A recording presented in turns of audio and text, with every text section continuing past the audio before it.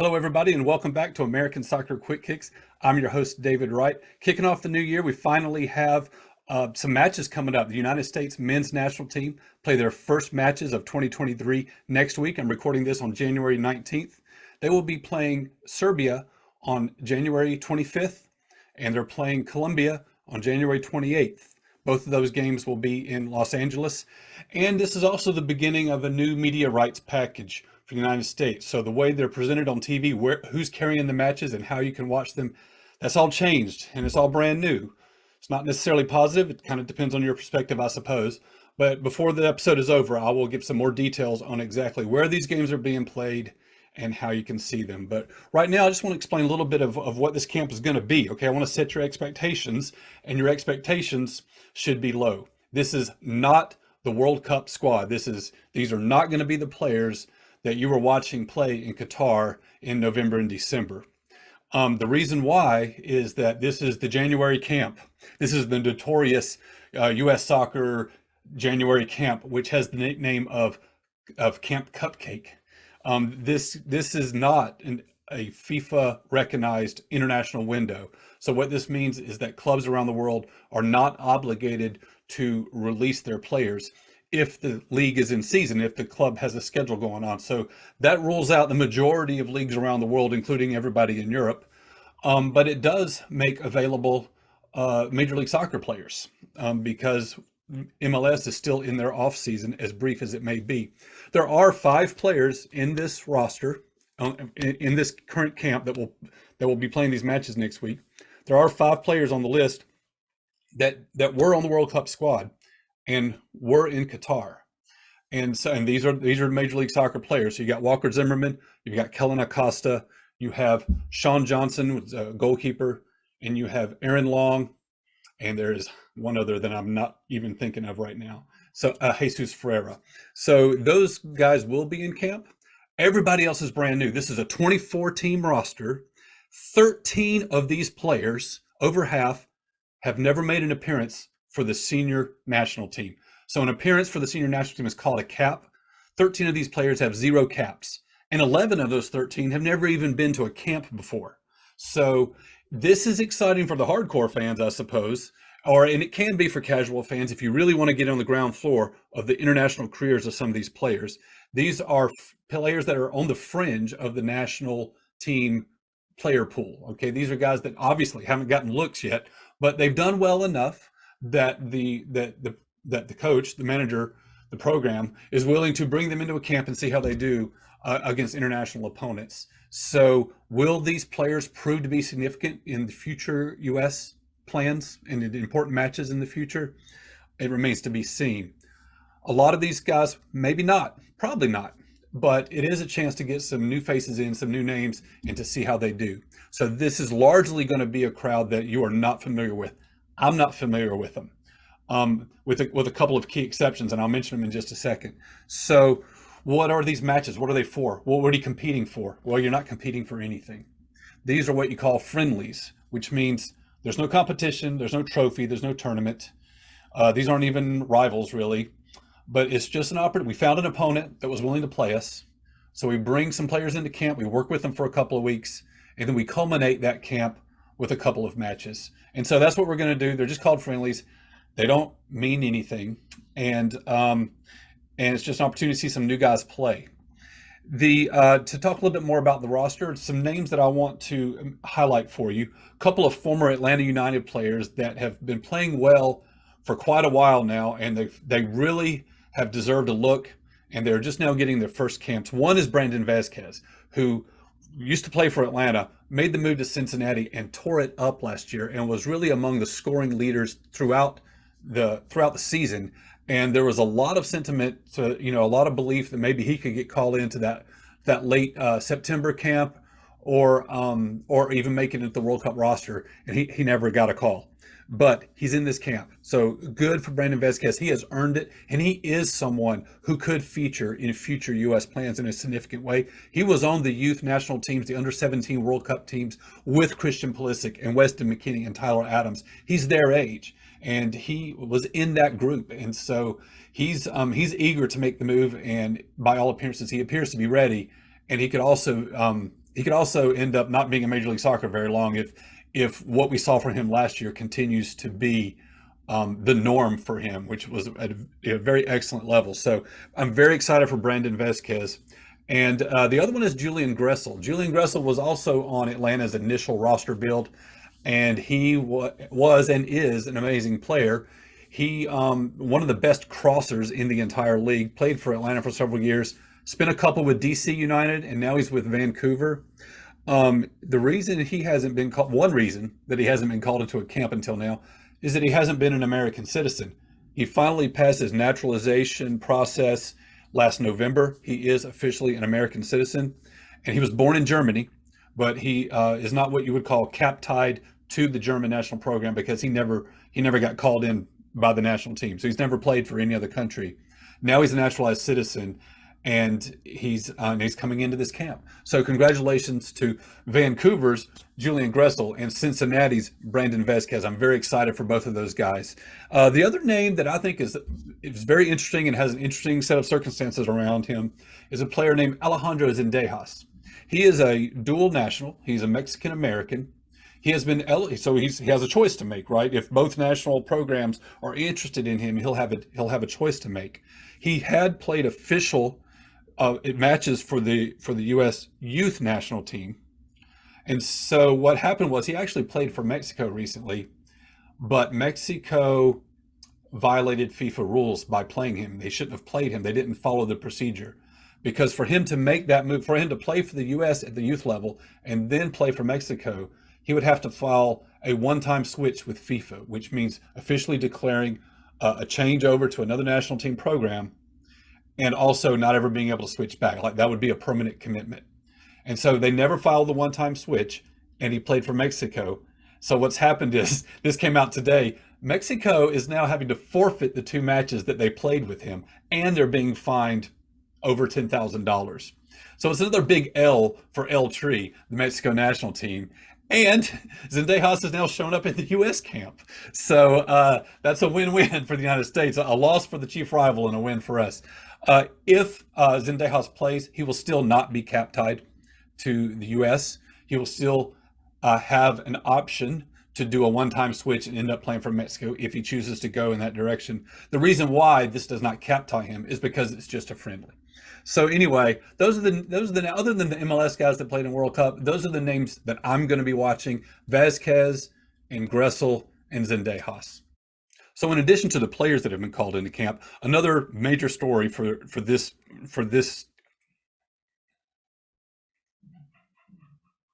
So in addition to the players that have been called into this roster, another major story surrounding this camp is the U.S. manager. It is not Greg Berhalter. We have Anthony Hudson filling the role on a temporary basis, and we don't know who the permanent manager is going to be. If you've followed U.S. soccer at all, there's a big soap opera surrounding the Gio Reyna situation with Berhalter not playing him very much in the World Cup. Reyna didn't like that. He kind of reacted to that in a very immature way, and he kind of just, basically, it sounds like he just kind of pouted. He did not put in the work at training during the World Cup. He was at a World Cup and was not working hard in training, and the other players didn't like it. It caused a lot of disruption.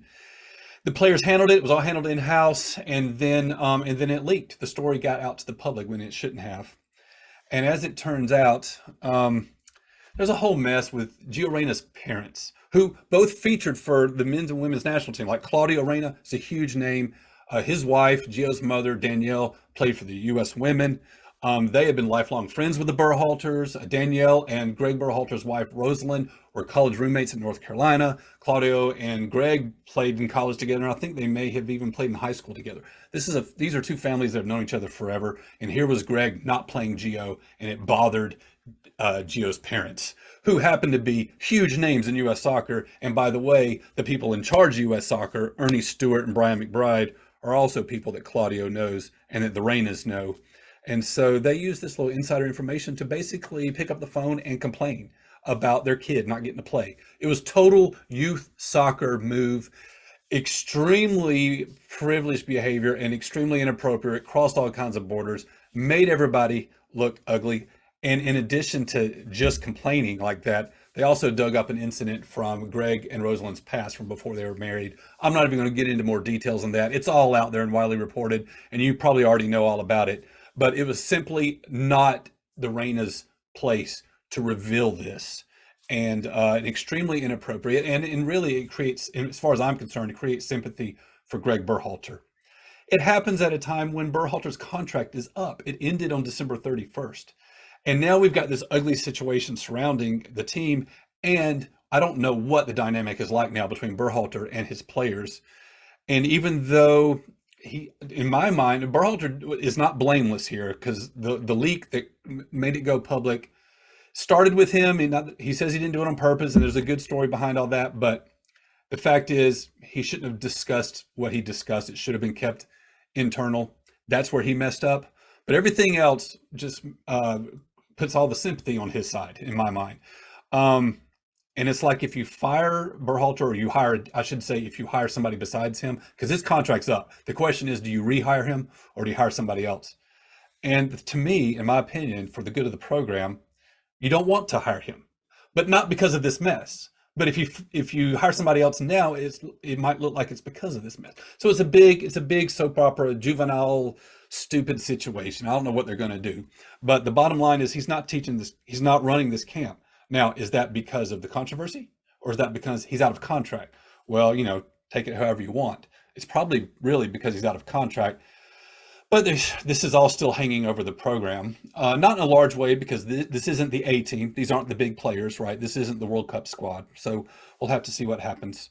The question is, who do we hire, and when do we hire them? I personally would love to get a big name splash hire. This is our World Cup, right? 2026. This is it. This is our perfect generation is coming into their prime for 2026. We're playing at home. We want a manager that can absolutely maximize our potential, right? Well, here's the problem. Because we're hosting, we're going to automatically qualify, which means we're not going to be playing in any World Cup qualifiers. So the reality is, the next 4 years are going to be kind of flat and dull for the men's national team. There's not a lot of high stakes to play for. Yeah, there's the Gold Cup, okay, which is the CONCACAF championship. There's also the Nations League, which is a nice little tournament that you're playing for. But those are not as intense, or they're not as high of stakes as World Cup qualifiers are. That actually makes this job less desirable for some of the big names. And it's also going to be hard to push the team and develop the team there within the national team environment. I don't know who we're going to hire. Maybe we hire. Maybe we don't. Maybe the person we hire is going to work less than 4 years, and that we hire a bigger name just before the World Cup. It may go that way. I don't know. This is not really an aspect of hosting that I considered before, but that's what we're faced with. And so the question is how desirable is this really? And I don't know. But here's what's going to have to happen.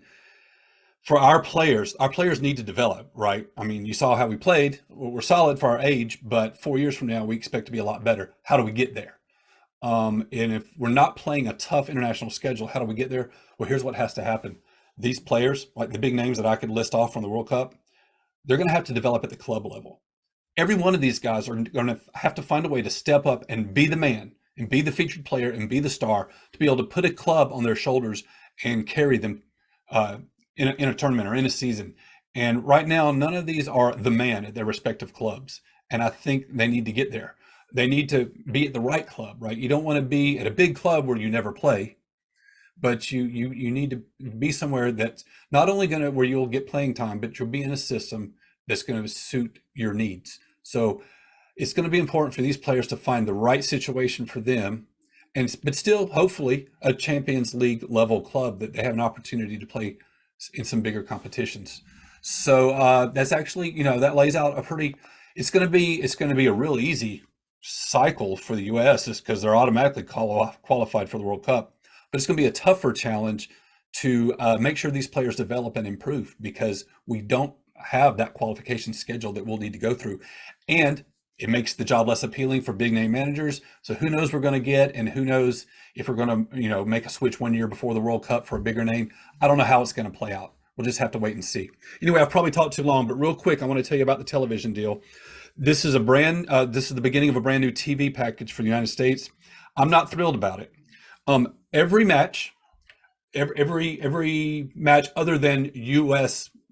Open, every match other than U.S. soccer owned events or FIFA owned events. So that means this deal doesn't include Gold Cup. It doesn't include Nations League. Okay, but every other game, men or women, will be featured on HBO Max, which is a streaming service that costs $16 a month. It's the only way to see them in English. All the matches will be there. Almost half of them will also be on TNT, which is a basic cable channel. And so that's your only option for English. Now, on the Peacock network, which is NBC streaming service, which is only $5 or $6 a month, about a third of the price of HBO Max, you will get all of the games and they'll be in Spanish. So if you can either pay 3 times as much and watch it in English, or you can pay 1/3 and watch it in Spanish, or you just don't watch them. It's a tough sell for casual fans. If you don't already have HBO Max, I don't imagine you're going to do this. I would say January Camp Cupcake, it's not worth signing up and shelling out $16 to watch Camp Cupcake. But if you're already a subscriber, then hey, check it out. I don't know what I'm going to do. I'll probably end up watching it in Spanish on the Peacock network. The Serbia match is coming up first. It's on January 25th. It will be on HBO Max in English, and it will be on Peacock in Spanish. And then on the 28th, you will be able, which I believe is Saturday, you'll be able to see them play Colombia on HBO Max and TNT. They'll be on both. So I'll definitely be watching that game. And again, it will be on Peacock in Spanish. So that's where we are. That's what the foreseeable future, I think it's an 8-year deal. That's what we have for TV rights when it comes to U.S. soccer. Not ideal. Fox and ESPN are not involved in that. But the big matches, the important ones like Gold Cup and Nations League, which will be as important as it gets for us these next 4 years, they will be negotiated separately, and hopefully we will see them on Fox or ESPN. So anyway, I've probably gone longer than I wanted to go. I try to keep these under 10 minutes, under 15 minutes max. I have no idea what I've done here. But anyway, I just want to let you know, we have a camp full of new players. Most of them have 0 camps. Going to see some new names on a pair of matches that don't mean anything with a temporary coach. And if you want to watch it, you got to pay a bunch of money. So I understand it's not a way to win over casual fans, but hey, I'm here to cover the U.S. men's national team. This is my take on it all.